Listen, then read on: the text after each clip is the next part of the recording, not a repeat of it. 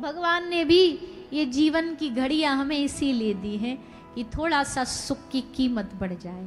जीवन में जब इतनी परेशानी और फिर कोई एक सुख मिले तो भगवान को धन्यवाद कहने का मन करता है। इसलिए घबराए ना, जो भी प्रभु दे रहे हैं या तो हमारा प्रारब्ध है, हमने कुछ बोया है सो आज फल भोग रहे हैं, काटना पड़ेगा, कितना भी हो जाए हंस के सहन करेंगे। ठाकुर जी जैसा सहन कराए। तो श्री सुदामा जी महाराज का जीवन तो भैया दुखों से ही भरा हुआ था। अगर कोई कहे सुदामा को कि एक खोज के बता दे तेरे जीवन में अच्छा क्या है, संसारिक अच्छी चीज क्या है, तो सुदामा जी बता नहीं सकते थे क्योंकि था ही नहीं कुछ। हाँ, पर सबसे अच्छा सुदामा के पास क्या था? भगवान का नाम। उस सुख के सामने सुदामा जी को कोई दुख नहीं दिखाई देता था, आनंद में रहते थे। सुशीला माता ने बार बार आग्रह किया सुदामा जी को भगवत मिलन का। उत्कंठा तो थी ही, पर भगवत मिलन की प्यास तो रहती है, पर ऐसा कोई साथ में संगी मिल जाए ना जो हमें धकेले। असली साथी वही होता है, असली मित्र वही होता है जो आपको धकेल के यहाँ कथा में लेकर के आया हो। अगर आपके जीवन में कोई ऐसा सहेली है, कोई सहेला है, कोई भाई है, कोई रिश्तेदार है, ऐसा कोई समधी है, ऐसा कोई मित्र है जिसने आपको कहा हो फोन करके कि भैया कथा हो रही है, आना ही पड़ेगा। अच्छा गाड़ी नहीं है, हमारी गाड़ी में चल देना, हम इतने बजे जाएंगे, हम आपको राइड दे देंगे। उस व्यक्ति को अपने जीवन में कभी छोड़ना नहीं। समझना यही है हमारा हितैषी, ये हमको भगवान से जोड़ रहा है, ये हमको भगवान की कथा से जोड़। ऐसे व्यक्ति की वजह से ही भगवान की भक्ति होती है, ऐसे लोग महान होते हैं।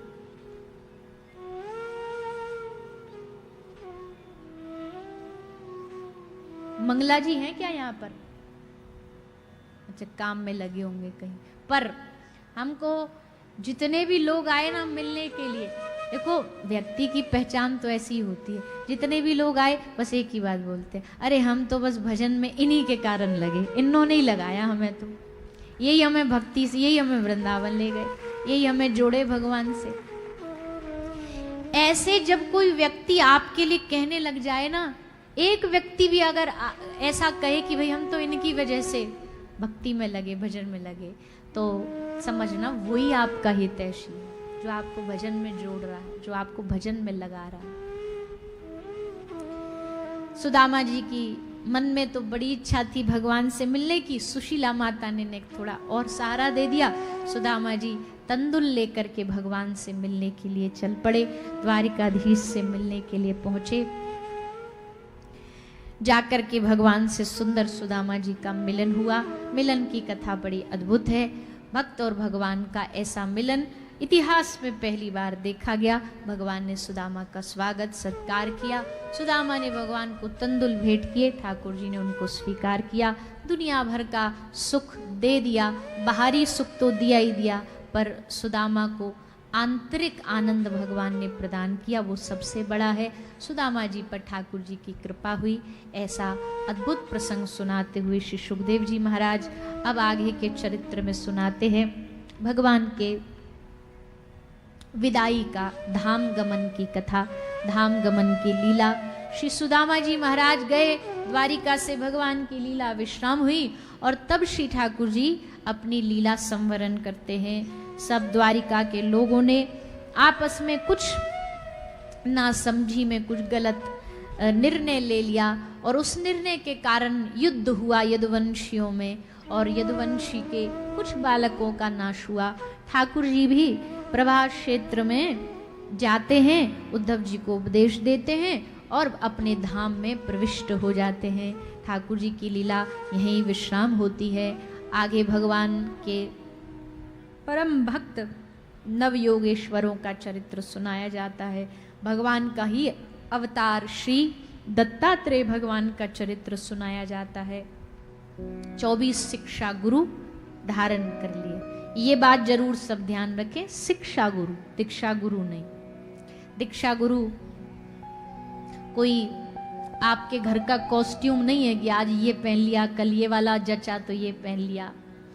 कई हैं ऐसे दुनिया में लोग, वो हर दिन गुरु बदलते हैं, हर दिन उनका मंत्र बदल जाता है, हर दिन उनके घर के ठाकुर जी बदल जाते हैं, आराध्य बदल जाते हैं।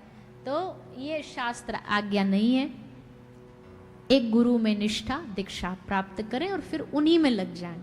सबको सुने, सबका सम्मान करें, पर गुरु आज्ञा सबसे प्रमुख आपके लिए होनी चाहिए।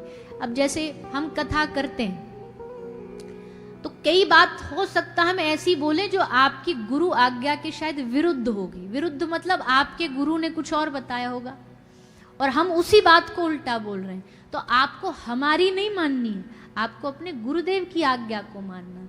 आपके लिए उनकी आज्ञा सर्वोपरि है। भेद हो सकता है सबकी पूजा पद्धति में, पर मूल रूप से गुरु आज्ञा हमारे लिए सर्व पूजनीय है। तो 24 शिक्षा गुरु बनाए।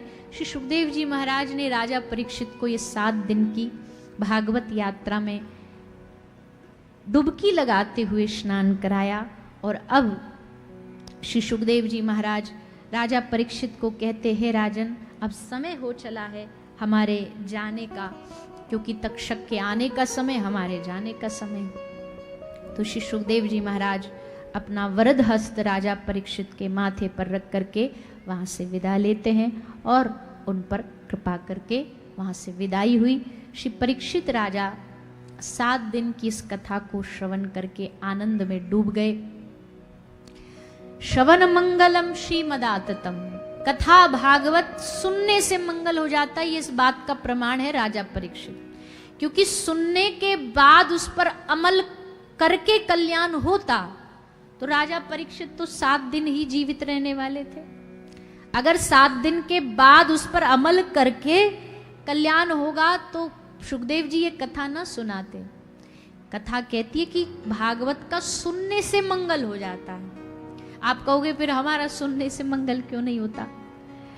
वो इसलिए नहीं होता क्योंकि कहने वाला अभी उतना श्रेष्ठ नहीं है, वो उतने विश्वास से बोल नहीं पाता है, और जो सुनने वाला है वो भी उतनी श्रद्धा से सुन नहीं पाता है। दोनों में कुछ कुछ थोड़ा थोड़ा चूक है। इसके कारण भागवत जी का प्रमाण तत्क्षण नहीं मिलता है। अगर दोनों ही मामले एकदम परफेक्ट हो जाएं तो भागवत जी एक क्षण में भगवान से जोड़ देंगे।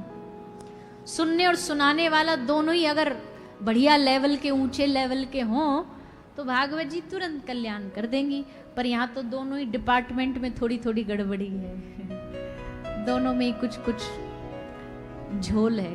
पर कोई बात नहीं, हम तो कहते हैं कि चिंता इसमें भी ना करो, ज्यादा भगदड़ ना मचाए करो। कथा सुने मुक्ति मिल जाए, इसी में मिल जाए, नहीं, ये नहीं तो अगली सुनेंगे, अगली नहीं तो फिर सुनेंगे, सुनते रहेंगे, अंतिम सांस तक सुनते रहेंगे। ऐसा भाव रख के सुने।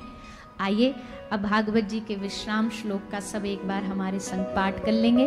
सब हाथ जोड़ें और भागवत के विश्राम श्लोक का सब एक साथ मिलकर के पाठ करेंगे। नाम संकीर्तनम यस्य, नाम संकीर्तनम यस्य, नाम संकीर्तनम यस्य, नाम संकीर्तनम यस्य, सर्व पाप प्रणाशनम,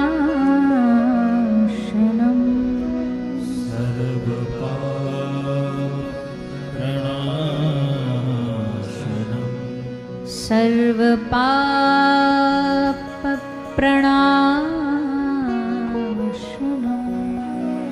सर्व पाप प्रणाशनम।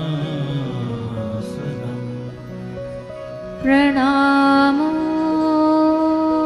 दुःख समन, प्रणामो दुःख समन, प्रणामो दुःख समन, प्रणामो दुःख समन। तं नमामि हरि परम,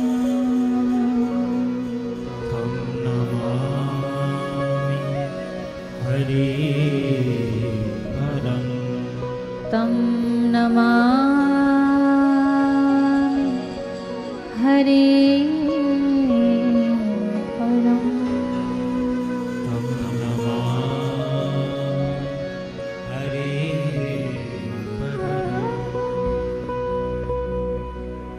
श्रीमद् भागवत में 18,000 श्लोक हैं, अलग अलग शिक्षाएं हैं।